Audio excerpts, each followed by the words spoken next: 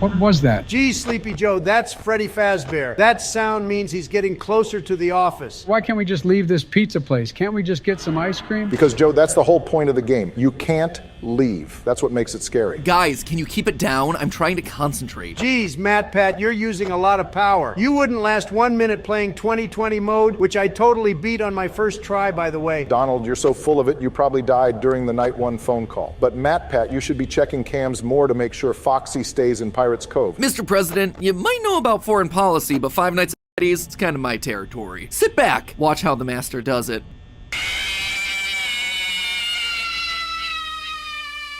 Wow, you suck at this game. Seriously. Good thing you don't have a Let's Play channel. Hello, Internet! Welcome to Game Theory, the Uncle Sam of the Internet that wants you to subscribe for Mimi videos that no one in their right mind would ask for. And oh boy, do we have a weird episode for you today. Lately, I've been gorging myself on the latest trend to strike the Internet, US presidents playing video games. I don't know if this one's reached your corner of the Internet yet, but we now have ourselves videos of Obama, Trump, and Biden all getting on a Discord call together to put aside their political differences and just enjoy a round of Minecraft with the boys.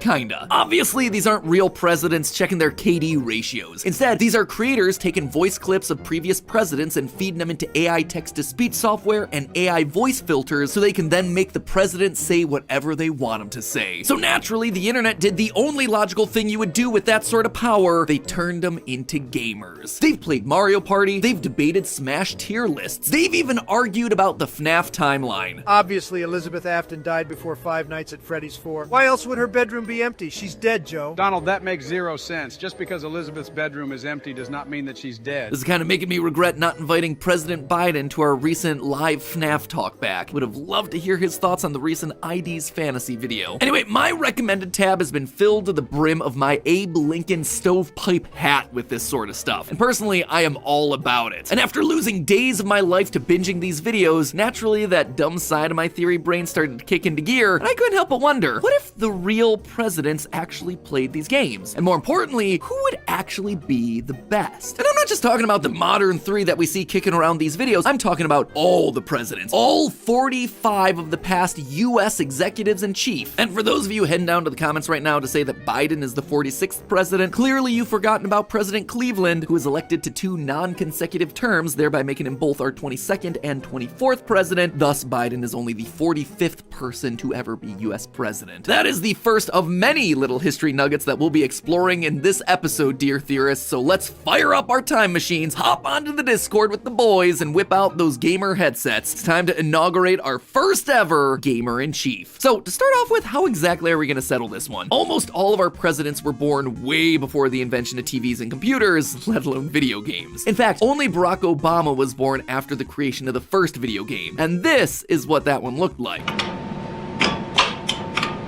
So, not exactly fertile ground for our potential POTUS players. That being said, the presidents were pretty talented people. I mean, they ascended to the highest office in the land to become leader of the free world. They're obviously gonna be good at some stuff, right? But which of the traits are actually gonna help them become the kings of Kong, the sultans of Smash, the maestros of Mario? Well, let's just go through some of the skills that we know make good gamers, and then look through the historical records to see if any of our presidents can fit the mold of the most elitist of gamers. Fortunately for us, there's been a huge surge of research into what actually makes the best gamers. Finally, we're getting ourselves some scientific recognition, and one of the key things that studies have pointed to is raw intelligence. With so many players